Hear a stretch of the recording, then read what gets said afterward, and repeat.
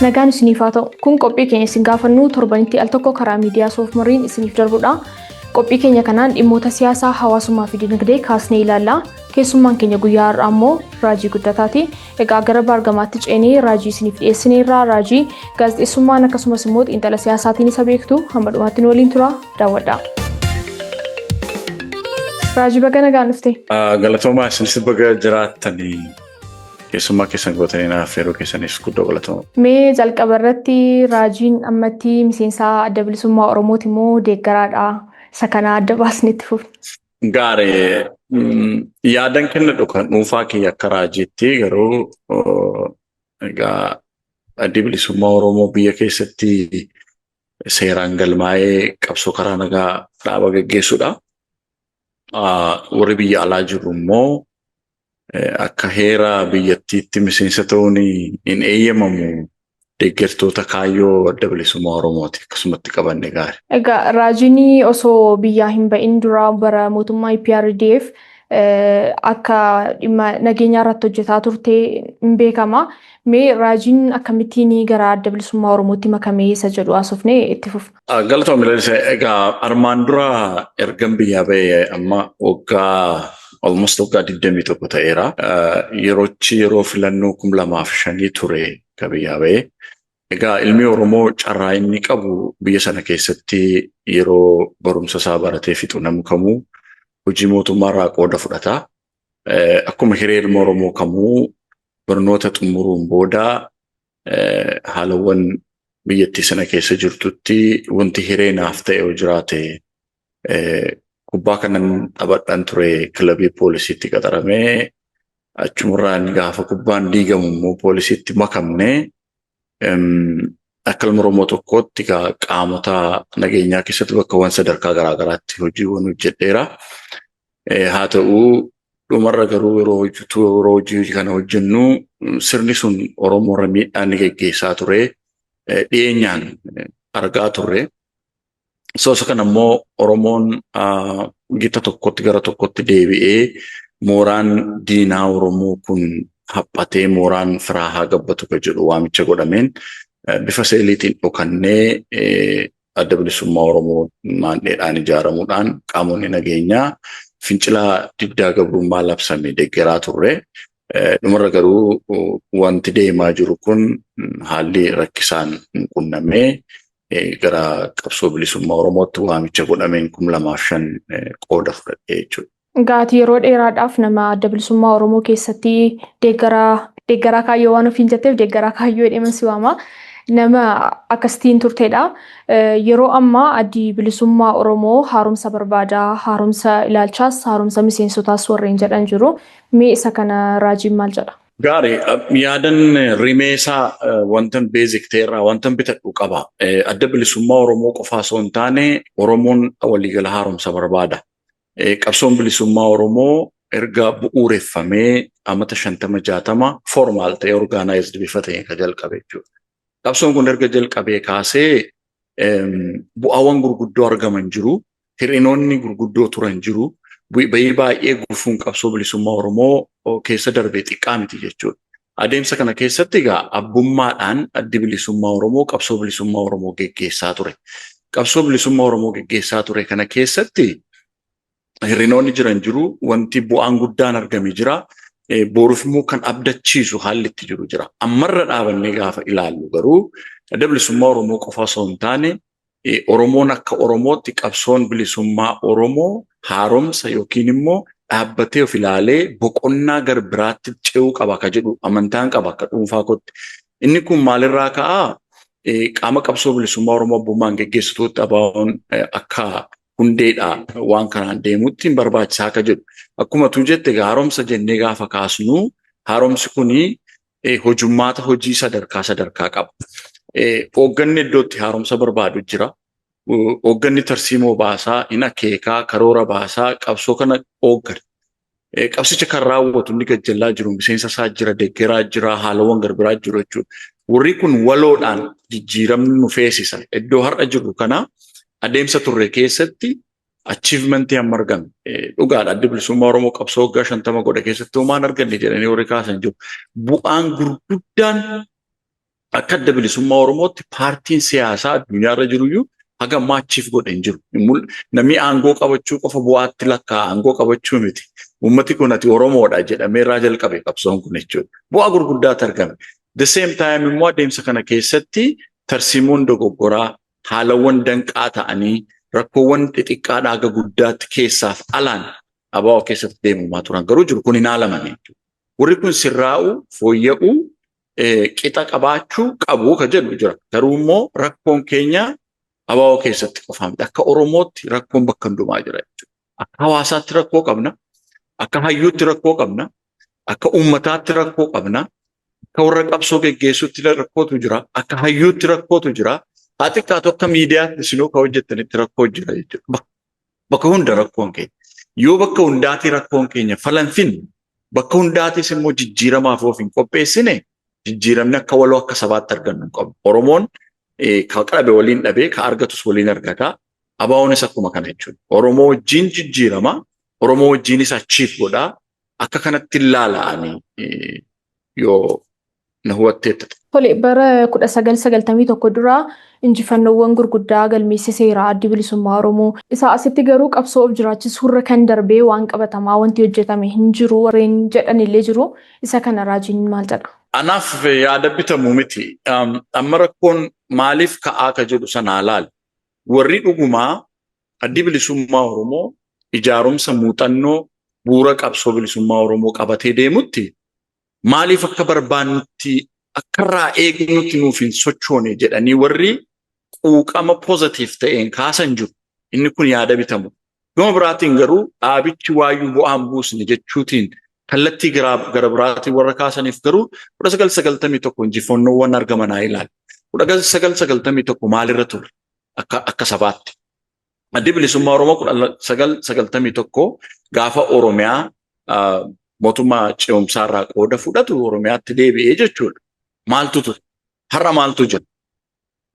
Rocket saayinsii miti jechuudha. 91 2026 gidduu yoo ilaalle achievement yookiin immoo kana gidduutti wantoowwan argaman hedduu jechuudha. 1991 addi bilisummaa Oromoo daangaa Oromiyaa hin jiraanne sararee afaan Oromoo afaan mana keessaa taasa'an ture afaan hojii afaan barnootaa akka ta'u lafa kaa'ee qooda fudhachuu chaartaraa sana keessatti Oromoon bahaa kibbaa bakka hundaati Oromoo gandaan maqaa garaagaraatiin waamamaa ture akka Oromootti Oromoon dantaa tokko qaba ka jedhu wal ta'ee rakkoosaa akka hiikkachuu qabu waan dhabe waliin dhabu waan argate waliin argachuu akka qabu dhaloonni sun dhaloota Oromoo jedhee Oromoof Oromiyaaf qabsaa'u sammuutti qalbiitti uumeetu addi bilisummaa Oromoo kaniin 1991. Ergasii as sochiiwwan addi bilisummaa Oromoo karaa dippiloomaasii, karaa qabsoo hidhannoo, haga lola mixii jedhamee ABO dhabamsiisuu irratti haalli hadhaa irratti geggeeffamaa ture. Kan hundumaa dandamateetu ergasii immoo kora godhatee 1998 haga 2004 geggeeffatutti hojiiwwan gurguddootu biyyoota ollaa ji'oopolitikaa wal xaxaa ta'e keessatti adda bilisummaa Oromoo qabsoo geggeessaa ture. Achiis kaasee immoo 2005 fincila diddaa gabrummaa labsee fincila xumura gabrummaatti ce'ee mootummaan EPRDF akka jijjiiramni 2018 godhu keessatti gahee leencaa akka qabu adda bilisummaa Oromoo qabsaa'ota adda bilisummaa qabsoo bilisummaa Oromoo akeeka adda bilisummaa Oromoo jalatti qabsaa'anitu ijaarsa qeerroo irraa kaasee wanta argan. Egaa adeemsa kana keessatti adda bilisummaa Oromoo gahee leencaa qabu malee warreen immoo taatonni qooda kana keessaa fudhatan jiru. So yoo kana ilaaltee haala ji'oopolitikaa wal xaxaa haala kennataan ta'an keessatti ABO'n kan hundumaa geggeessuun anaaf qabsoof jiraachisuu qofaa godhaa ture kan jedhu sanan fudhu jechuudha. Qabsoof jiraachisuu irra darbee qabsoon sabichaa akka tarkaanfatu godhe jechuudha. Kaleessa 1991 ati Oromoodha jedhee ka Oromootti hime 2025-24 har'a jiru irratti garuu Oromiyaa fi lubbuu koo kennaa jedhee kan morma citu uume jechuudha. Dhaloota gaaffii kana gidduu ilaaluu dandeessa. Ati Oromoodha jedhamee inni jalqabame har'a garuu Oromoon of bulchee abbaa biyyummaa ta'ee Oromiyaa fi wareegama kaffala jedhee dargaggeessa lubbuu isaa kennu jechuudha. Gaafa mormi irraa citu argiteetta jechuudha. Dhaloonni gaaffii sun gidduu achievementiidha kun hundumtu. Egaa kana keessatti danqaan gurguddaan yerootti dhaabichi jiraachuu dhabuu isa geessisu qunnamee ture. Adeemsa kana keessatti egaa namoonni rakkoo san qofaa ilaalanii of jiraachisuu qofaadha kan jedhanii kaasan.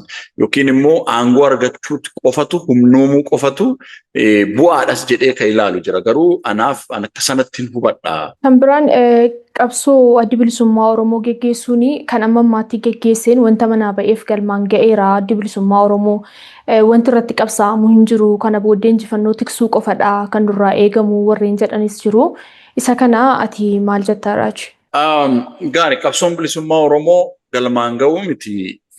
Wanta qabsoon bilisummaa Oromoo qabsoo gaafa eegalamu lafaa bu'uureffameef har'a jiru yoo ilaallee walakkeessa lafaayyuu hin geenye. Faandamentaal yookiin immoo gaaffii rimeef bu'uura qabsoon bilisummaa Oromoo itti jalqabame yoo ilaallee waggoota 50-60 dura addi bilisummaa Oromoo utuu bu'uureffameen dura qabsoon bilisummaa Oromoo bifa facaateen geggeeffamaa ture. Abbaa'oon akka dhaabaatti gattaa'ee qabsoo bilisummaa Oromoo geggeessuu erga jalqabee kaasee har'a anaafatti aga dubbannuutti wantoowwan argaman yoo ilaalle wanti bu'uuraa ta'an hedduutu hafu jechuudha. Adeemsa kana keessatti wanti baay'ee deebii argataniiru dhawataan deebiiwwan deebi'an jiru zero times hin godhan. Har'a garuu yoo ilaalle Oromoon maal argate? Akeeka addi bilisummaa Oromoo qabsoo bilisummaa Oromoo jedhee jalqabe keessaa maaltu deebi'e? Ka jennu yoo hir'isnee keenye amnaa kana keessatti kaafu hedduu jira jechuudha. Yeroo kana jennu gaa haalawwan amma addi bilisummaa Oromoo waggaa 50 waggaa 60 of hin jijjiiru sagantaa maturii qabee deemaa jedhu sun illeen olola jechuudha. Addi bilisummaa Oromoo 1973 gaafa jalqaba akka heeraatti heera isaa lafa kaa'atu akeeka siyaasaa korawwan arfan gurguddoo geggeeffatee fi kora tattamaa jiila qabsaawotaa geggeessamaa turetti haala naannichaaf haala qabsoo bilisummaa Oromoo wajjin wal qabateen fooyyessaa dhufe jechuudha. Sagantaa siyaasaa isaa yoo ilaalte, haalli qabsoon itti deemu yoo ilaalte, istiraateejiif tarsiimoon isaa jijjiiramaatuma haala wajjin dhufe jechuudha.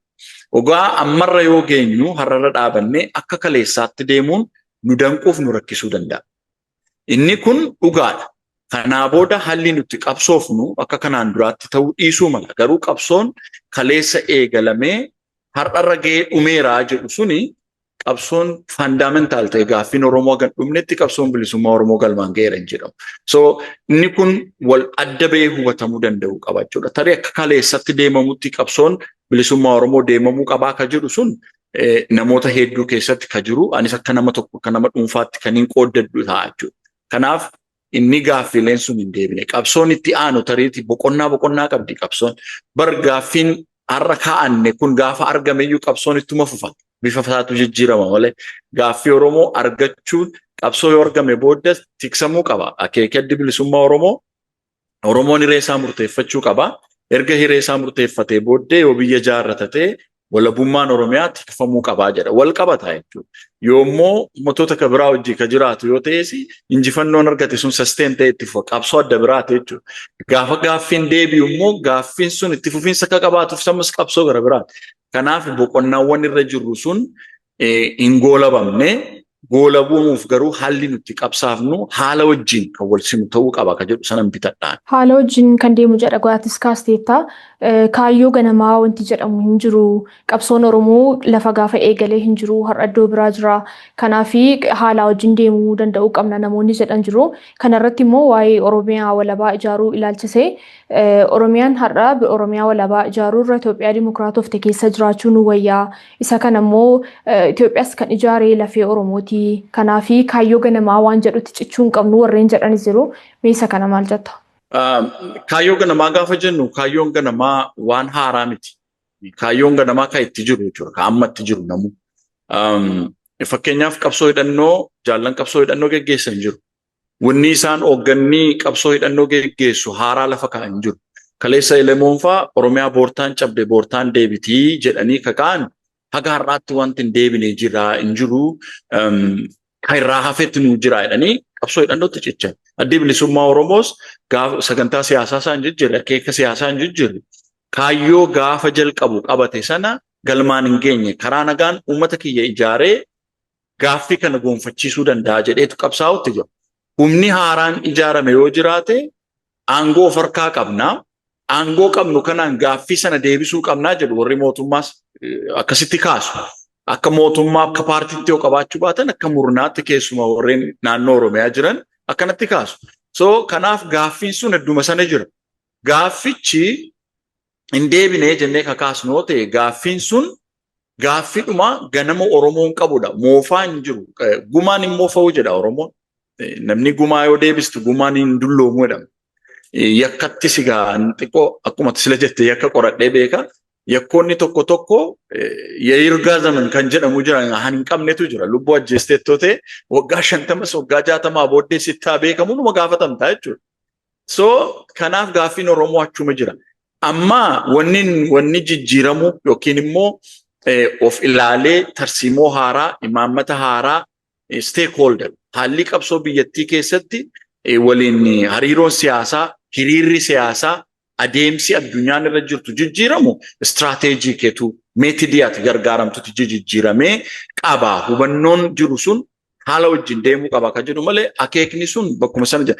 Sanatti cichuu jechuun gowwummaa yookiin immoo doofummaa miti. Oromoon hiree isaa murteeffata jettee amantoo ta'e Oromoon hiree isaa murteeffata jechuun doofummaa miti. Hiree murteeffachuun addunyaanuu ka qabdu heerri biyyattii heeruma Itoophiyaa sana ofirrattee ka qabu jechuudha. Dhimmoonni Oromiyaa walabaa ijaaruuf Itoophiyaa keessatti gaaffiin Oromoo deebi'u jedhu waan haaraa miti. Abbootiin keenya obboleen Coonfaa akka namaatti kaasaa turani kan yeroo jalqabumarraa kaasee Itoophiyaa keessatti dantaan Oromoo eegama.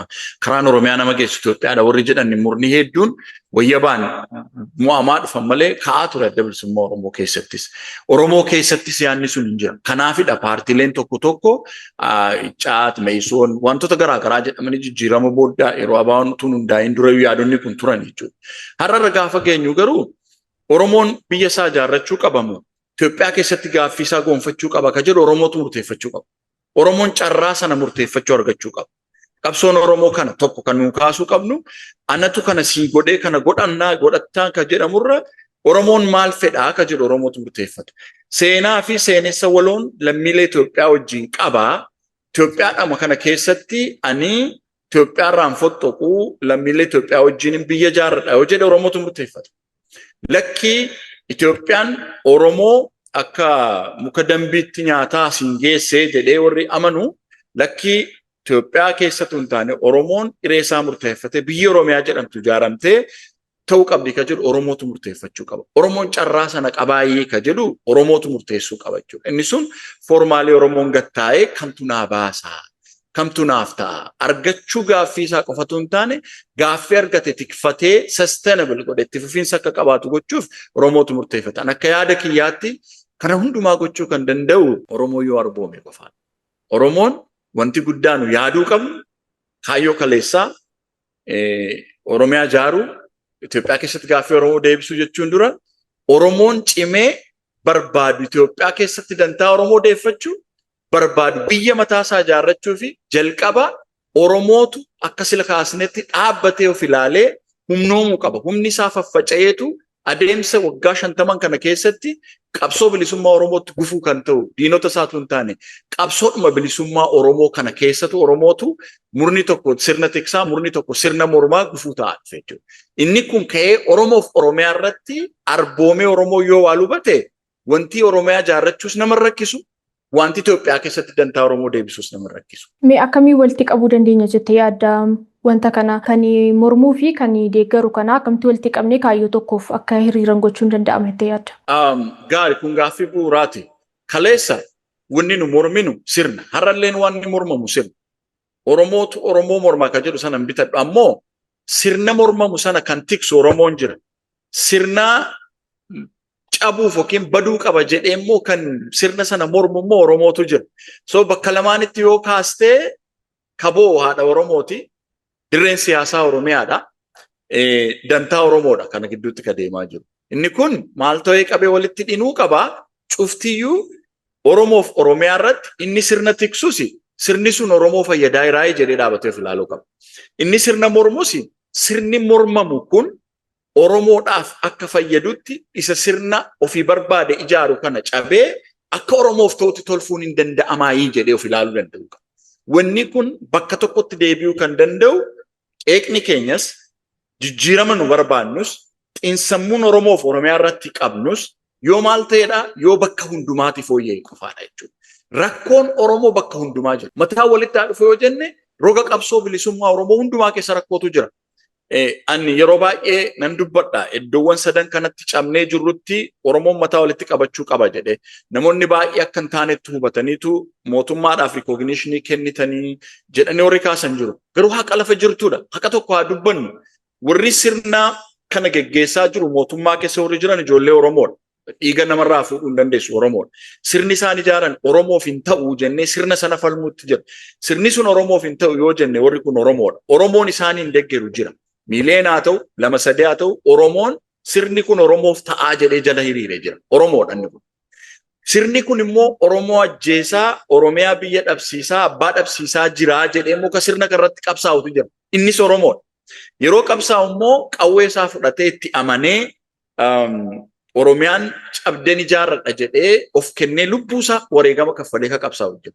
Karaa nagaan uummata koo qabsoo geggeessee godha ka jiru ka adda bilisummaa Oromoo kan akka kaafaa wafaatu jira jechuudha. Warri kun hundumtuu Oromoo. Lolli yoo inni qabsoo hidhannoo geggeessu lola inni geggeessaa jiru sirnicha isa tiksu ilmuma Oromoodha. Inni karaa nagaa irratti sirratti qabsaa'us paartii Oromoo mirga Oromoon eega jedhu sana wajjin wal dorgoma jechuudha. So kana gidduutti gaagaamni yoo dhufe kaboo haadha Oromooti. Dirreen siyaasaas Oromiyaadha.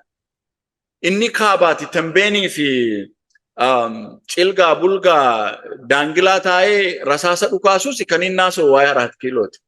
Eertiraan Ijipti wajjin ofitti hidhattee biyya kana gooluu barbaaddi jedhamus kaasaamu waa'ee Oromummaati. Kanaasamu waa'ee kiiloo 4ti. Kiiloo 4 keessaa barcumni tokkittiin tokko jirtu isa caalaa hojjetachuu dandeessa. Dubbii kiiloo 4 miti. Dubbii Oromiyaati. Dubbii handhuura Oromooti jechuudha. Handhuuratu qabamu. Kun hundumtuu intarastiin bakka sana jira jechuudha. Isa kana dhabamsiisuudhaaf maal ta'uu qaba? Warri kana hundumaa keessa jiru kun walitti dhufeetu Oromoof Oromiyaatti maaltu gargar nu baasa? Gaaffii Oromoo deebisuudhaaf akeeka siyaasaaf roga qabsoo irra jiru kana keessaa kan bitannee, kan fudhannee, kan fooyyeffannee, kamirratti immoo lasan yookiin rakkoo keenyarraa barannee deemna jedhee tol ilaaluu danda'u qaba. Kanaaf qooda kana keessatti hayyuun qooda qaba, hoogganni siyaasaa qooda qaba, deeggartoonni qooda qabu akkasitti fudhachuu qabu. Yeroo baay'een jedha irra deebi'een dubbadha ammallee Oromoon yeroo waan baay'ee maksaan dubbata nama wayituu biyya namaa dhaqe egaa lixa Oromiyaatti dhaladhee guddadhee bunni kabaja qaba. Buna dhugu maatii takka keessaa keessummaan deemnaan haadha manoo ka keessummaa fidii jedhee hundumtuu buna tumata mooyyee isaa keessatti jechuudha. Jennaani abbaan manaa ka keessummaa fidennaan keessummaan bitaatti galee mana tokko keessatti bunni mooyyee garaagaraatti tumamu argeen beeku. Maaliif akkas ta'ee jedhee gaafatee jennaan abbaan manaa yaa keessummaa jedhe baaxii mana tokkoo keessa jirra maleeti. Nu akka nuti jirru akkasiiti callisii kan kee tumadhu jedhee jedhan. Nu akka Oromootti gaaffii tokko hiree tokko qabna jenna malee mooyyee garaagaraa keessatti tumanna. Mooyyee garaagaraa keessaa fi iddoo tokkotti tumne Oromoo yoo arboomsine innatti na gaafatte sun deebii argata jechuudha. Kan daawwataa jirtan qophii keenya isin gaafannuuti keessummaan keenya guyyaa har'aa Raajii Guddataati. Hamma dhumaatti daawwadha nu waliin tura. Tibbana kana ajandaa ta'ee kan ture namooti qabsoo bilisummaa Oromoo keessatti adda bilisummaa Oromoo jalatti masakamanii hojjechaa turre jedhan bara hojjetaa turan keessatti wantoota komatan yeroo barreessan sooshaal miidiyaa irratti argaa jirra. Kun immoo ajandaa ta'ee jira. Akka siyaasaatti carraan adda bilisummaa Oromoo mootummaa keessatti tika ijaarrachuus carraa mootummaan adda bilisummaa Oromoo keessatti tika ijaarrachuus akka jiru beekamaadha. Haa ta'uti warreen kana tikaan dhuunfatameera amma adda bilisummaa Oromoo tikaan dhuunfatameera kana duras tikumaan dhuunfatamee ture warreen jedhan garuu jiru. Isa kana kamittiin ibsuu dandeenya? Waa'ee tikaa dubbachuun salphaa miti. Waa'een tikaa tokko walxaxaadha jechuudha. Garuu waa tokko taa'uuban. Qabsoon bilisummaa Oromoo utuu bu'uureffamiin dura abbootiin keenya sochii raayyaa zaboo kaasuu dandeenya. Sochii qotee bultoota baalee kaasuu dandeenya. Sochiiwwan arfan qalloo Maccaatoo lama adda bilisummaan Oromoo kaasuu dandeenya. Warreen kana keessaa warreen nuni akka seenaatti kaasu yoo laallee Jeneraal Taaddasaa Birruufaa goonni Oromoo sirna keessa turan keessatti sirna sana keessatti hojjetaa turan keessuma ta'anii Oromoo dammaqsan warreen adda bilisummaa Oromoo hundeessan yoo laalte hooggantoonni gurguddoon mootummaa yeroo sana ture keessa warra ture uummata lafa jala dammaqfatanii godhan. So dargiinis infiltar godhaa ture isaanis dargiitiin infiltar godhaniitu keessa seenaa turanii mooticha bara Haile Sillaasees akkuma kana jechuudha. Bara Wayyaanees akkuma kana.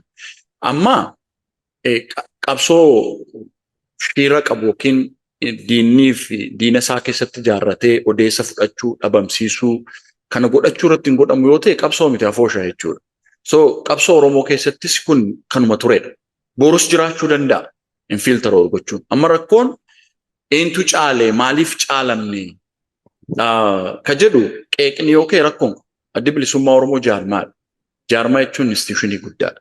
Jaarmaa sanuu uummata miliyoona 60 qabsoo miliyoona 60 geggeessu umrii waggaa 50 olii ka qabu jaarmaa guddaadha. Jaarmaa kana guddaa keessatti rakkoon hin jiru jedheen kaasu. Hoogganarraa kaasee hanga miseensaatti rakkoon jiraachuu danda'a. Bakkawwan tokko tokkoof haalawwan tokko tokko keessatti qabsoo kana gaafa geggeessitu si kuffisachoo naan si galgalfachoon dhufuu danda'a. Infiltard iddootti ta'e qabaa jechuudha. Waan haaraa miti. Dhaabolee Oromoo keessaatti qaamni infiltard hin taane hin jiru. Kanuma dhiyeenyaa fudhan. Kaafaawwan gaafa hundaa'amu fa'umu kaafaawwa duraa murni fudhateetu mootummaatti gale. Murni Tasfaayefaa jedhamu Dr. Mararaa fa'aa dhiisanii achi booddeedha OFC fi Bulchaan fa'aa walitti dhufanii paartii Oromoo kan ijaaran. The same thing addi bilisummaa Oromoo akka jeneraalotaatti mootummaa keessaa baasee nu qaama nageenyaa turre. Addi bilisummaa Oromoo nu ijaarratee seelii ijaaree hawwateetu fudhate. The same time immoo adda bilisummaa Oromoo keessaa ittaanaa duree isaa dabalatee hooggantoonni olaanaa har'a mootummaa wajjin hojjetan jiru. The same thing immoo mootummaa kana garbuuressanii lafa dhaaban maqaadha yoo jette ATM maal jennetti qoosaa turre har'a mootummaa kana warra mormanidha jechuudha. Kaafaa'oo keessaati namoonni koree gidduu turan namni 14-15 yerootti dhaqee mootummaatti dabalameetu ture jechuudha. Infiltar wargochuun kanuma jiru. Wayyaanee keessaas namoonni dhiisanii ba'aniitu adda bilisummaa Oromootti makaman jiru. Adda bilisummaa Oromoo keessaas. Har'as waraana bilisummaa Oromoo keessaati zoonii guutuu mootummaatti dhaqee kakalee jira. Mootummaa keessaa immoo kan isa caalu qabsoo hidhannootti kan makametu jira. Oromoo keessatti qofaa miti. Bakkawwan biraatti qabsoo hidhannoo geggeessamutti, qabsoo karaa nagaa geggeeffamutti. Har'a kaleessa TPLF qabanii warri deemaa jiran Geetaachoo Raddaa mootummaa keessa jiran. Humni walakkaan jechuudha. So kun ni jira. Egaa nuyi kahaati baateef, kahaati duuteef, kahaati gabaadheetti wal qixxeen bu'aneedha. Rakkoon keenya garaagarummaa qaba. Tendensiinsaa, firiikwensiinsaa, miidhaan ni qabsoo irratti fidu wal caala. Garuu bakka hundumaa rakkootu jira. Yoo egaa iddoo tokko qofaa qeeqne rakkoo keenya irraa adabuu hin dandeenye. Addi bilisummaa Oromoo akka jaarmaatti rakkoo qaba, akka hoogganaatti rakkoo qabaachuu danda'a. Abbaan rakkoo qeeqamuu qaba. Wanta ani liqeeffamneef waan ani fudhanne garuu adda bilisummaa Oromoo rakkoo isaa qeequun, hooggana isaa qeequun qabsoo bilisummaa Oromoo gaggeessu keessatti mirga nama kamuuti. Garuu immoo abaa'oo diinamsuun cubbuudha. Maqaa adda bilisummaa Oromootiin wareegama Oromoon kumaaf kitilaan kaffale zeeroo taayimsii godhanii kaa'uun garuu akka dhalootaatti nu gaafachiisa jechuudha. Maaliif warreen hayyoonni keenya qabsoo geggeessaa turan iddoo kaleessaa hin jiran. Kaleessa qabsoo hidhannoo geggeeffamu, qabsoo dippiloomaasii geggeessamu, qabsoo karaa Oromoo humnoomsuu, sagalee Oromoo ta'u warri geggeessaa ture. Namni 10-15 ta'e wal bira ture hin jiru har'a. Wal wajjin hayyuun Oromoo wal wajjin dhufee taa'ee miidiyaa irratti interview kennu hin argitu jechuudha. Kun rakkoon keenya gola hundumaa jira. Rakkoon kun akka hiikamuuf garuu wanti ta'uu qabu namni hundumtuu rakkoon jira. Mooraa hundumaa keessa rakkoon jira. Rakkoo kana hiikachuudhaaf hundumti keenyayyuu qaama rakkoo turre rakkoo keenyatu wal caala. Rakkoo kanaaf falaataan yeroo baay'een gargaaramu. We were the part of the failure, let us be the part of the solution. Jennee yoo deemne hiikamu qaba. Tibbana sagdettee kaasteef tibbana wanti deddeemu kun wanti bitamu jira. Rakkoo mul'ataa ta'e wanti naalamne. Rakkooleewwan immoo ittiin qabatamanii uumamanii dihumanize gochuu yookiin immoo diinoomsuu irratti wanti godheemu jira. So isaan kana keessaati rakkoo haqa qabu ka irraa baratamuu danda'u, ka dhaloonni baratuu danda'u fudhatanii inni ta'ee jedhamee galfata siyaasaaf dulli geggeeffamu garuu balfameetu isatti aanutti immoo deemamutu safeessisaa. Yeroo abaa of hooggana isaa qeeqnu nummoo maal goone? jennee of gaafachuunis gaariidha. Akka nama dhuunfaa, akka murnaatti, akka walootti. Oromoonuu akka Oromootti rakkoo qaba. Yeroo Oromiyaan lixaa ajjeefamu giddugaleessi kibbi kaabni taa'ee wal ilaala yoo ta'e yeroo kaabni Oromiyaa lafti isaa diinaan fudhatamu taa'ee ilaala yoo ta'e hin ta'u. Har'a taa'aa jiran jiru. Kaleessa Finfinneen lafa keenyaa maaster pilaaniin gaafa dhufu Oromoon magaalaa Finfinnee ijaan dhufee argee hin beeknetu lubbuu kaffata. Har'a godhaa jirra. Yeroo inni tokko boo'u tokko loon dallaa keessaa baasanii tokko yeroo qalanii tokkoon gadoodha boornaaf jedhee akkasitti walii boo'aa jirra. Boo'aan jiru. So Oromoon ka argate waliin argate. Ka dhabus waliin dhaba. Ka barbaadus waliin barbaaddate. Rakkoo keessa darbines rakkoon nama keenya hooggana keenya anaaf hoogganni Oromoo rakkoonni uume rakkoo kodha jechuun qaba. Warri mootummaa keessa OPDO ta'ee sirna tajaajilee rakkoo uume akka Oromootti rakkoo Oromooti. Rakkoon sun rakkoo Oromooti. Akka adda bilisummaa Oromootti qabsoo keessatti rakkoo hoogganni uume rakkoo Oromooti akka Oromootti. Warreen KFO keessa turanis akkuma kana. Hayyoonni Oromoo istiraateejii hamaa istiraateejii Oromoof bu'aan buufne geggeessaa turanis rakkoon sunis rakkoo Oromoo. So eenyutu Oromoo ala ta'ee godhachuu daboo miti. Nama qaxaratti hin qabdu qabsoon kun kan hunduma keenyaati. Kanaaf rakkoon keenya deendumaa jira. Rakkoo keenyaa fi hunduma keenyatu fala ta'uu qaba. Kan daawwataa jirtan qophii keenya isin gaafannuuti. Qophii kanaan dhimmoota siyaasaa, hawaasummaa, dinagdee kaasnee haasofnaa. Qophiilee keenya irratti yaada qabdan nuun ga'uun dagatinaa. Hamma dhumaatti daawwadhaa nu waliin tura. Tole rakkoowwan amma ka'aa jiran kanarratti wantoota gaaga'ama fidaniiru jedhamee yaadamu keessaatii tokko namoonni yaada kana kaasan baay'inaanii namoota asiitii tika keessa jiru jennee yaannu namoota adda bilisummaa Oromoo irratti hojjetaa jiru jennee yaannu saaxiluudhaa fi odeeffannoo erginee turre garuu dhaabiin urkaan fuunee jedhu. Egaa siyaasa keessatti immoo odeeffannoon meeshaa guddaadha. Warri Habashaa marrajaa hin naqamma hiddan naqam jedhu hin tuffatamus hin jajamullee akkuma kanaati. Ati ilaalcha keetiin akka nama kaayyoo siyaasaa adda bilisummaa Oromoo deeggaru tokkotti odeeffannoon humna akkamii qaba jetteetu yaadda? Achumaanis immoo waan namoonni jedhan kanarratti yaada qabaatte. Qabsoo roga kamiin geggeessitu qabsoo karaa nagaas haa ta'u qabsoo hidhannoos geggeessitu haa ta'u odeeffannoo murteessaadha. Odeeffannoon bu'uura waan hundumaati.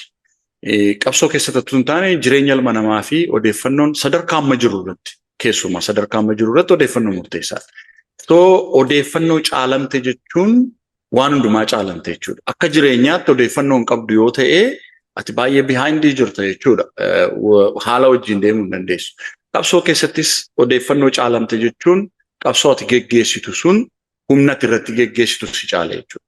Humna itti irratti geggeessitu yoo caalte immoo injifannoo argatte jechuudha. Kanaaf odeeffannoon baay'ee murteessaadha. Adeemsa kana keessatti egaa haalawwan tokko tokko kanan bitadhu qaba jedhee kanuman sila sii kaasee odeeffawwan dhufan kanaa yeroo baay'ee adda bilisummaa Oromoo keessatti wantan argu tokko jiraate waa tuffachuun inuma jira. Eessayyuu hin ga'u kun rakkoon kun dhaadannoo argiteettoo ta'e har'as waraanni bilisummaa Oromoo suma gargaarama. Barataa lolaa barannaa jedha. Kana jechuun waan darbe irraa barataa deemna jechuudha. Irraa baratama kan jedhu aadaan akkasii jira. Kun egaa odeeffannoon tuffatamuu hin qabu, dinqisiifamuus hin qabu kan jedhu sirna jechuudha. Sun tiyooriidhuma isaati. Sanatti dhimma bahamuu hanqachuun akka hubannoo hoogganaatti, akka hubannoo dhimmicha odeeffannoo nama argateetti haala odeeffannichaa irratti hundaa'a. Haa ta'u garuu wanti tokko jira. Wanta Oromoon akka inni hubatu barbaadu tokko. Rakkoowwan ka'an kana warri kaasuu baay'een isaanii qondaaltota adda bilisummaa Oromoo turan. Jaarmaa kam keessatti iyyuu rakkoon hin jiru jedhee namni taa'u hin jiru. Biyya alaa kana keessa jiran lafa hojii hojjennutti kaampaaniin kee rakkoo qaba yoo ta'e rakkoo sanaaf fala ta'aa hojjetta jechuudha. Qabsoon Oromoos akkas ta'uu qaba. Amma rakkoon keenya hoogganni Oromootti gaafatamummaan fudhatu Oromoon hoogganatti gaafatamummaan kenna. Namni tokko tokkoon keenya waan jennu, waan dubbannu, waan goonu irratti osoo adeemsa Oromoo keessatti itti gaafatamummaan jiraate kun hundumtuu hin jiru jechuudha. Oromoon qabsoo Oromoo namni geggeessu hoogganni Oromoo mooraa kamiyyuu abbaan fedhe jechuudha. Itti gaafatamummaan jiraachuu danda'u qaba. Wal gaafachuu dhabuun gaafa gaafatamummaan dhufu wal kumachuutti seenamaa jechuudha.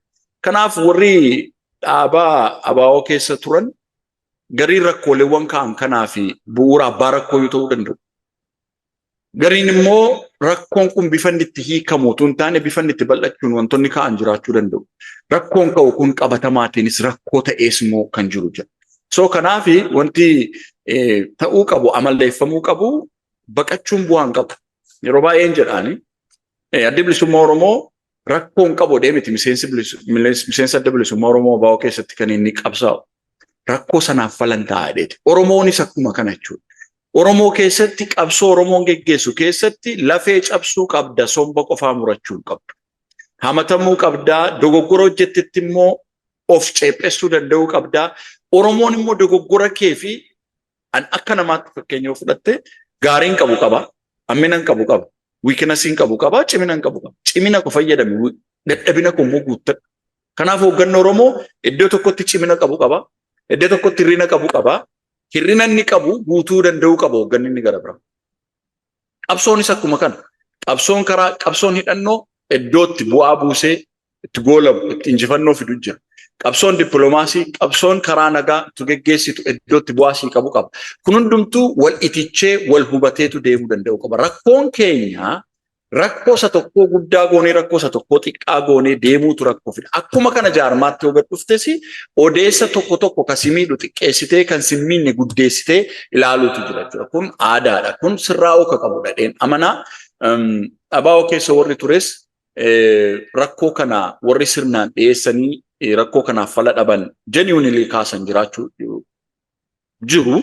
Warreen immoo haa ta'u jedhamee galfata siyaasaaf ka'us jira. Kanaaf fuuldura maalirraa baranna rakkoo keenyarra. Akka keessa dabarreef kan irra jiru akka itti deemnutu iyyuu hama. Isa kana keessatti maaltu ta'uu qaba? Odeeffannoon tuffatamuu qabu. Abbaan rakkoo isaatti gaafatamuu danda'uu qaba.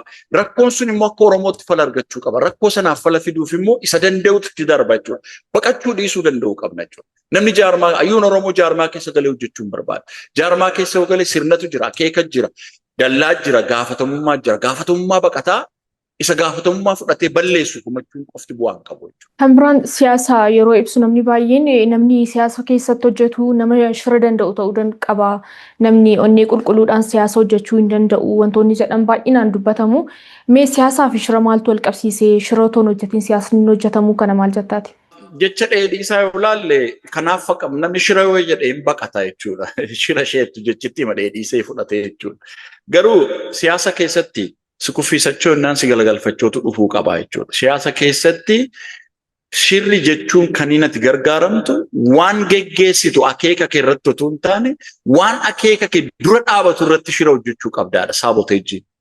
Fakkeenyaaf biyyoonni gurguddoo jiran Ameerikaan wanni isheen ittiin biyyoota hundumaa Israa'el biyyi xiqqoon ammana geessu waan hundumaa Iraan argitee toote hoogganatti kasheetu Iraan irratti hojjeta biyyattii irratti jechuudha. Sadarkaa sana ga'an jechuudha warri Israa'eliif warri Ameerikaa jechuudha. So waan shirri nu jedhamee dubbatamu kun xiree qaalis habashoonni jedhan otoo hin taane shiratu hojjettu qabsoo fi kee geggeessitu irratti otoo hin taane qabsoo irratti sargeggeessitu irratti shirri ka ta'uu qabu jechuudha. Isa kana gaa maaltu fidee maaliif dhalatee ka jedhu sun wanta irraa baratamuu qabudha.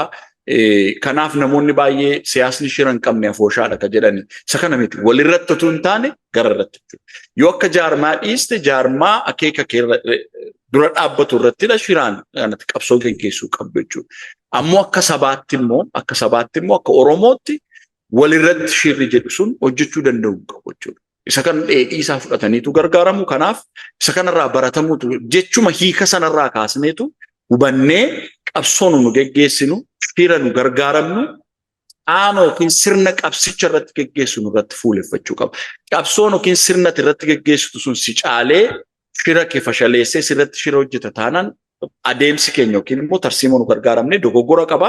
Hidhina sanarraa barachuutti deemuuttidha namni kan inni fudhachuu qabu malee jechuma dheedhiitiin siyaasaan akkasi jedhee obboleessa isaa jaalasaa akeeka tokko akka qabu godhata. Yeroo laalte Oromoo keessatti diina irratti qabsaa'uu irratti walirratti qabsaa'uu irratti jagnan. Waa'ee qabsoodhuma qofaa miti akkuma namaatti yoo fudhatte hayyuun Oromoo hoogganaa Oromoo irratti cimaadha. Laphee dhiibee dhaadatee dubbata. Diina isaa irratti garuu xiqqa. Har'a Oromoon cabee gaaffii isaan deebine innee kaasnu kana diinota keenya yookiin immoo sirnoota gaaffii Oromoo harkatti hacuucanii yookiin cancalatti hidhanii qaban cimina isaanii miti. warra falmanitu tokkummaa dhabuu wal hubachuu dhabuuti. So isa kanarratti xiyyeeffachuutu gaariidha. Siyaasa biyya kanaa keessatti beekaman garaagarummaa yaadaatiif beekamtii kennamuun hin beekamu. Namooti mootummaa morman yoo jiraatan yookaan yaada ilaalcha addaa namoonni fidan baandaadhaa gantuudha jedhamu. Adda bilisummaa Oromoo keessattis akkasumadha namoonni hedduun kan komatan yaada haarawaa adda bilisummaa Oromoo keessatti yeroo finnuu gantuu jedhamna. Yaada dhaaba sanaa mormuu hin dandeenyu kan jedhutu jira. Murna xixiqqoo waliin jechuun maqaa waliif baasuu garaagarummaa yaadaatii fi beekamtii kennuu dhabuun qabsoo biyya kanaa keessatti beekamaadha. Meenni kun dhiibbaan isaa maalidha? Furmaanni isaa immoo maal jettee yaadda? Kun yaada gaariidha. Yaada bitamuu qabu. An waggoota lamaan sadan darbanitti wantan sammuu kootti hubadhe yaadota kanadha. Akkam waa'ee mooyyee sila sii kaasee kan qofaatu Oromoof faladha jedhee ka deemu tu baay'eedha. Adda bilisummaa Oromoo keessattis anuma qofaatu kaayyoo sanaaf amanamaadha humni jedhu jira. Kun hubannoorraa beekumsarraa wantoota garaagaraa sababa qaba.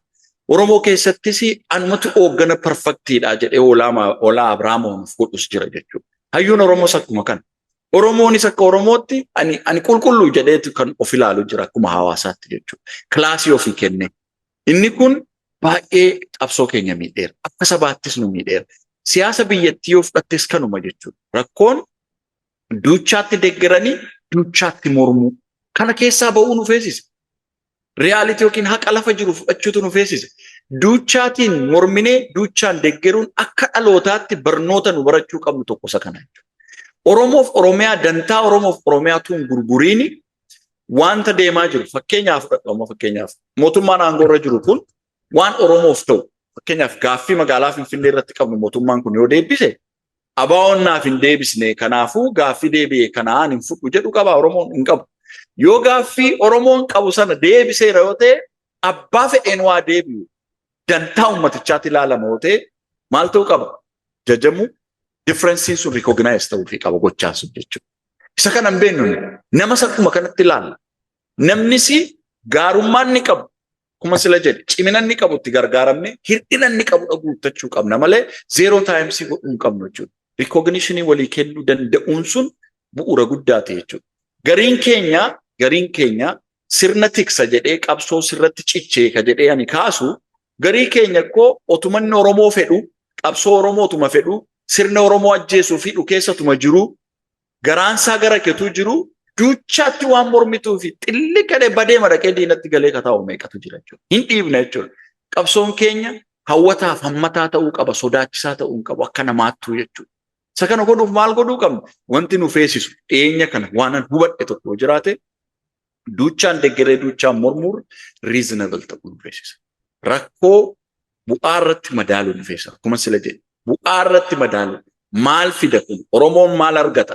Dantaan uummataa maal jedhu sana jechuudha. Nu garuu har'a hoogganni keenya dhiigoo dhuunfaasaa mo'atee dantaa Oromoo ka dursuu hin dandeenyetu qabsoo Oromoo keessatti wal qeeqee wal dhiibee deemaa jira.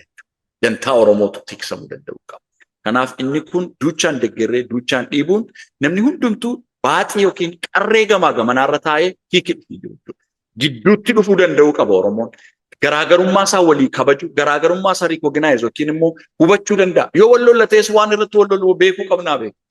Garii otuu hin beekin wal lolla. Sagantaa siyaasaa wal fakkaataa, akeeka siyaasaa wal fakkaataa qabaanneetu wal lolla.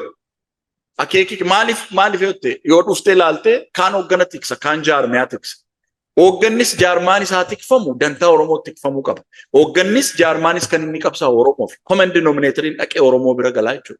So gaaffii Oromoon bifanni itti deebi'u Oromoon dantaa isaa eeggatu jira taanaan dantaan dhuunfaa sun hanqachuu danda'uu qaba jechuudha. Kana fiduudhaaf immoo wal danda'uun jiraachuu danda'uu qaba. Seenaa qabsoo Itoophiyaa keessatti wal balleessuudha. Wanti guddaan injifannoon ciminni namaayyuu kan inni madaalamu nama balleessuutiin jechuudha. Inni kun ta'uu hin qabu. Wanti fiduu qabnu the middle liberal warra jedhaman uumamaniitu gara tokkotti dhufuu danda'uu qaba. Tolerate wal gochuu, wal hubachuu, walii danda'uu. Sanarra darbee immoo wal wajjin hojjechuun hin danda'amu yoo ta'e akka waliin galle walii galuun walii galu.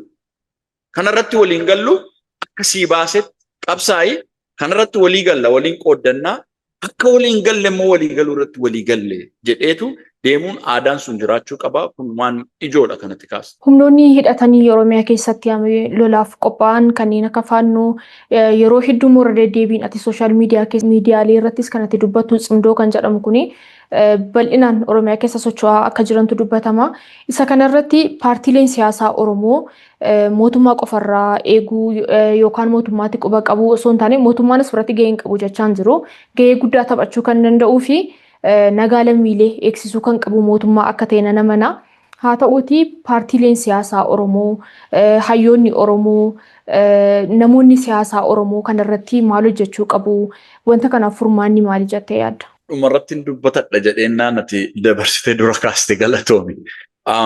Waan cimdoo irratti Oromoon akka dalgaatti na hubate jedhee yaada. Ani sodaa keessa koo jiruutu na dubbachiisa. Waan lafarratti argu odeessan lafarratti qaburraa keessumaa lixa Oromiyaa irratti waan deemaa jirurraa ka'e. Namoonni garuu jaarmaa tokko yookiin immoo akeeka wayii tokko akka tuqu barbaadametti kaasu akkasii miti. Ammatti humni kaabaa humna waloo jedhee of ijaaree Oromiyaa irratti Oromiyaa dhabamsiisuu sirna kanaa dubbatu malee Oromiyaa dhabamsiisuu fi humni ijaaramedha. Humni kunii dantaa Oromoo eeguudhaa fi eeguu miti yaaduuyyuu fedhiin qabu jechuudha. Maaliif humnoonni kun argineera. Humni kaabaa nu jennu kun humna TPLF humna faannooti. Humni TPLF waggaa 27 bulchee dantaa Oromoo maal godhee kan mucaan haadhatti ciniinsuu himudha jechuudha. Irra deebi'ee dhufee gaafa Dabra Birhaan ga'us waan godhee fi waan yaadeef waan dubbateef waan itti deeme Oromoon beeka jechuudha. Humni faannoo jedhee hidhannoo geggeessu kun Oromoorraa maal barbaada? Oromoorraa lafa isaa barbaadaa, nama isaa barbaadaa, najjeesaa godha. Sirna qofaa miti jechuudha. Oromiyaadha kan inni barbaadu. Port of Entry irratti seeneetu si lolaa jira jechuudha. Humnoonni kuni amala isaan qabanii fi qabiyyee isaan itti jiran. Kana caalaa miti. Oromoon warra kana hin caalaa jedhanii warri kaasan jiru. Bifa kamiin caalaa kan jedhu annan morma akka nama dhuunfaatti jechuudha. Maal jennaan isaan wal dubbisanii hojjetu. Warra Raat Kiiloo jiran Tamasgan Xurneefaa, Ihaappaa fi Mee'aad warri magaalaa keessa Abenfaa warri maglacaa baasanii Zeemaan faa yeroo isaan achi Oromoo ajjeesan ibsa baasuuf wal dubbisu jechuudha isaan. Humna kana hundumaa nummoo bakka nu jiru nu argita jechuudha. Bakka garaagaraatti kan jiru. Oromoon humni isaa bakka garaagaraatti faca'eetu humna inni qabu muraasa jechuudha. Bakka bakkatti kan inni jiru jechuudha. Isaan garuu wal hubatanii godhu. Warri kun anaan sodaa natti uuma akka namaatti jechuudha. Wanta tokko ifa baasee wanta dubbachuu barbaadu ammatti humna kaabaa kana wajjin dantaa Oromoon tiksa jedhee humni ijaaramee foormaalii of ibsee godhaa jiru hin jiru. Gad ba'eessa Oromootti hin dubbanne Oromoonis akka sanatti hubate hin jiru ammatti. Fedhiin yookiin immoo gola siyaasaa sana tolfatanii kan biltsiginnaa caalu diinni hin jiru jedhamee ololliif adeemsi sadarkaa murnaatti sadarkaa namaatti ka'u sun immoo anaan sodaa natti uuma. Warra kana wajjin Oromoon inni mootummaa keessaa ta'u abbaan barbaade inni mootummaa mormuu haa ta'u ilmi Oromoo kamuu dantaa Oromoon warra kana wajjin ta'ee tiksa jedhee kan yaadu jiraachuu hin qabu kan jedhutti ejjennoo qaba. Kun immoo lafarratti mul'ataa jira. Har'a Sirasi Maareefaa Wallagga keessa ta'aniitu godhu. Eengadda opereeshiniin hagamsatti geggeeffame. Sirna hin argineen raayyaa ittisa biyyaa wareegame. Oromoo qulqulluutu wareegame. Dallaasaa keessaa sa'a Oromoodha kan oofame. Kan ajjeefamuu jiru Oromoodha. Dantaa Oromoo tiksis ta'uu ta'e dantaa Oromoon najjeesu yoo dhufe kana wajjin michummaan hin barbaachisu. Kana ejjennoon kee. Kana yeroon jedhu humnoonni mootummaan kun the same time sirni mootummaa aangoon mootummaa warri ijoolleen mootummaa aangoo Oromoo ta'anii aangoo qabaatanii gaaffii Oromoo nu harka jira jedhan kunis gaaffii Oromoo deebisuu hin danda'an. Kanatti nama. Warri qabsoo hidhannoo gaggeessanis qofaa gaaffii Oromoo deebisuu hin danda'an. Addi bilisummaa Oromoos qobaasaa, KFO'nis qobaasaa. Hayyoonni Oromoo biyya alaa jiraatanii qabsoo kanaa fi qaama ta'anii deemaa jiranis qophaa isaanii rakkoo Oromoo hiikuu hin danda'an. Rakkoon Oromoo waloon hiikama. The same time rakkoo Oromiyaa hiikuuf immoo rakkoon Oromoo wajjin wal fakkaataa warri qaban rakkoon isaanii hiikamuu qaba. Kana wajjin alliyaansii yookiin immoo hariiroo siyaasaa qabaachuu hin qabanii ka jedhu ejjennoo akkasiin qaba. Hayyoonni wal hubatanii illiitota warra kaan wajjin dantaa biyyattii keessatti marii gaggeessuu jira.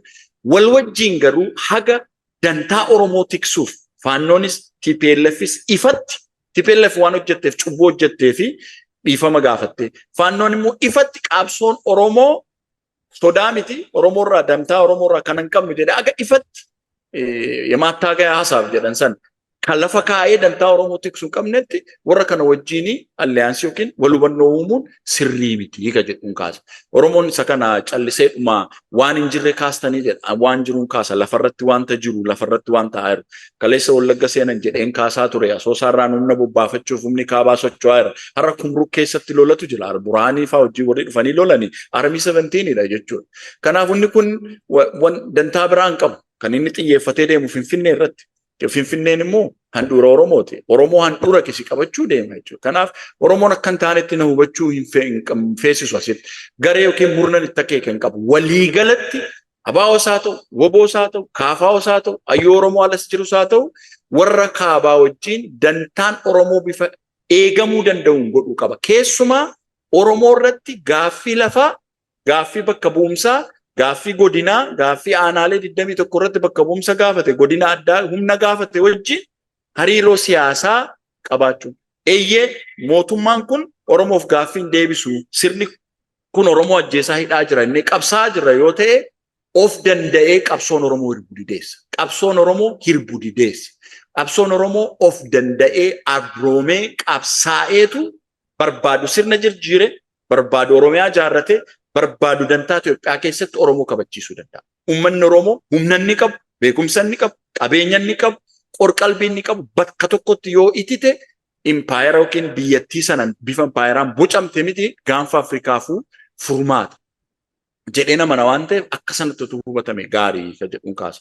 Kan biraa aadaa siyaasa biyya kanaa keessatti wanti baratamaa ta'e waan hundumaa ija shakkiidhaan ilaaluu wanta mootummaan keessatti hirmaatee sodaachuu wantoonni akkasii kun jiru.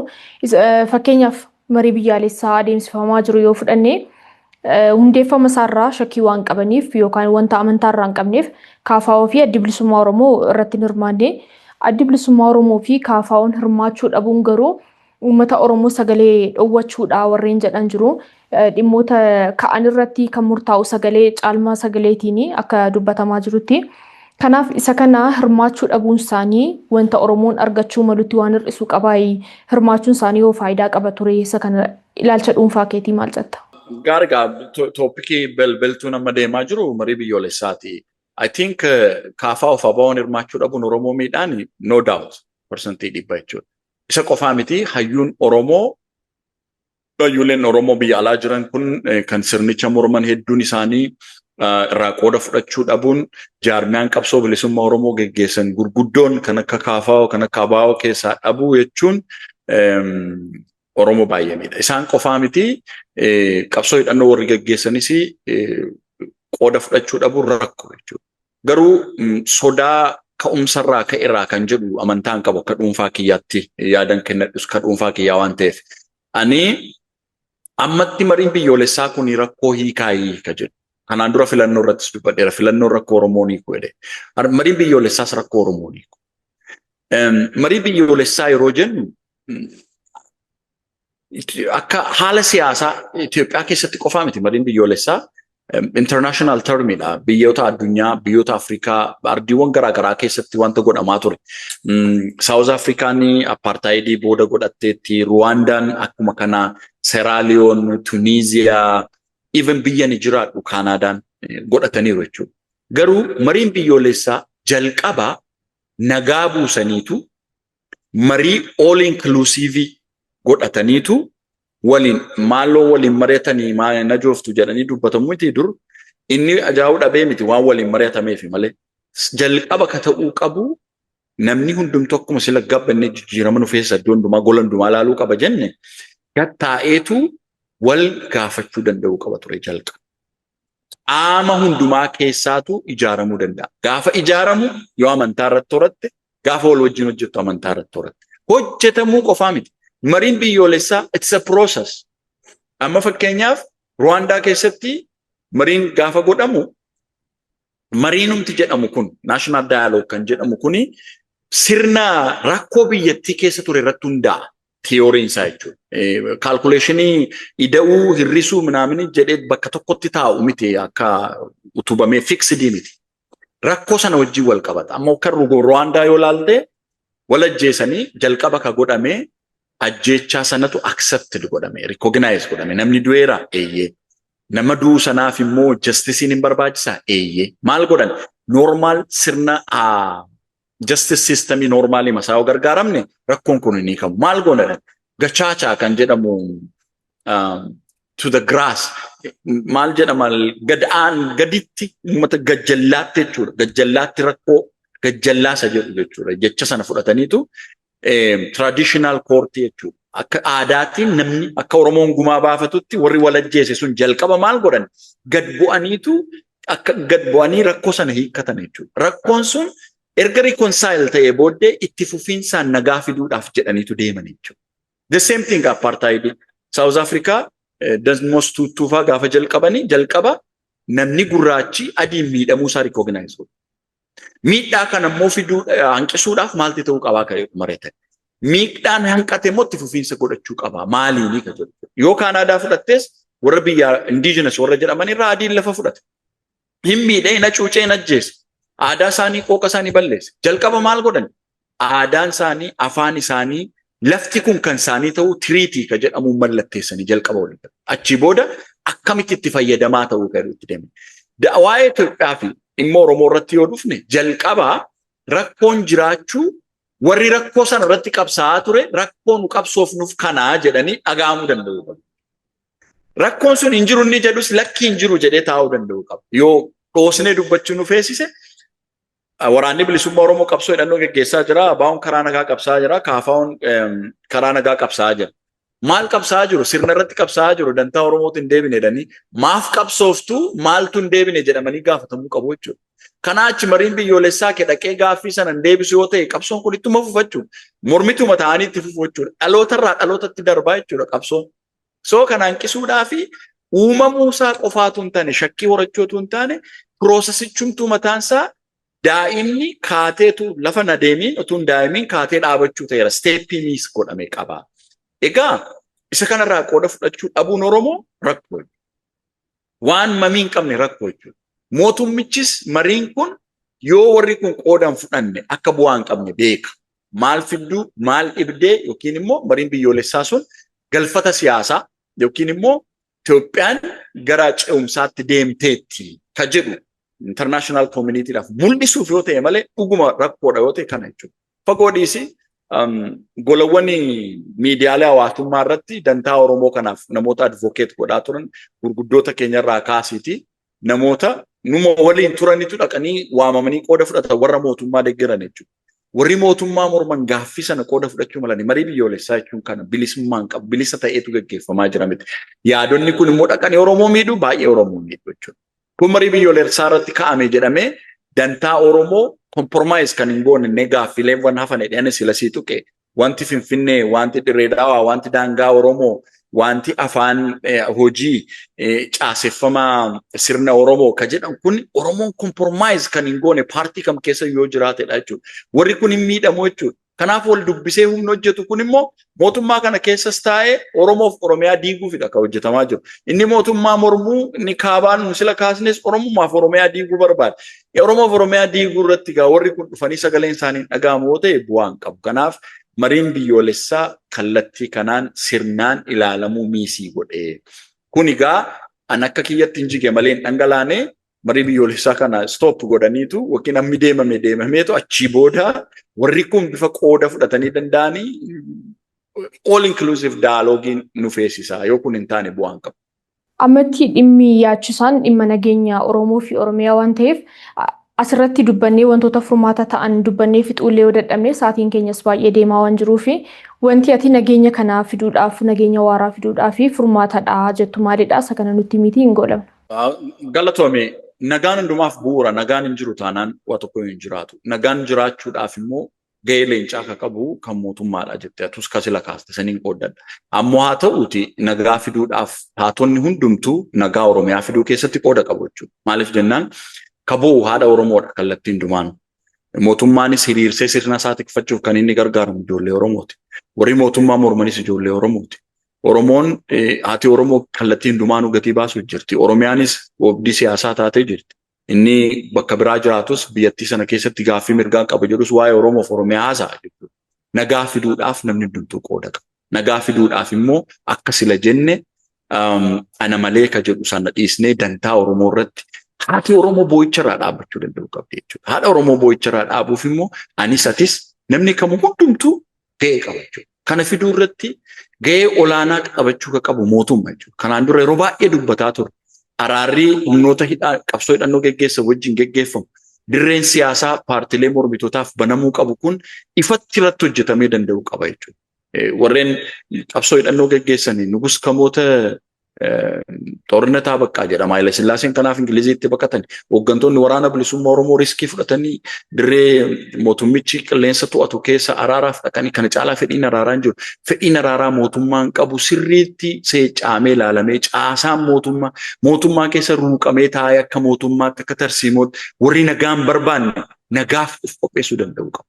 Humni mormus nagaa Oromootu dursa yoo ta'e Oromoof Oromiyaaf qabsaa'ama yoo ta'e nagaan haadha Oromoof nagaan Oromiyaadhaaf dhufuun dursa kennamuufii qaba. Kanaaf isa kana maaginiituudiin isaanii ga'een isaanii wal caalaa hundumtuu qooda fudhatee Oromoon nagaa argachuu qaba. Dhumarratti yaada kaasnee mari'annee yaada kiyyadha.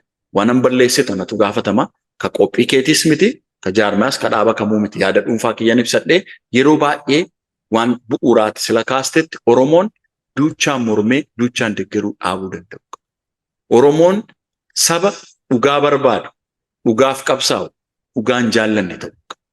Dhugaaf qabsaa'aa, dhugaan dubbadha jedhaa, dhugaa namaa dhoksuun dhugaa sabaas hin deebisisu. Hooggana Oromoo yoo taate, hoogganni si wajjin jiru, hoogganni balleesse atis badii keeti. Akka Oromootti waan dhabnu waliin dhabne, waan argannus waliin barbaaddan. Ispiriitiin kun dhalachuu danda'u qaba jechuudha. Rakkoo ABO'n uume KFO keessa jira. Rakkoon KFO keessa jiru ABO keessa jira.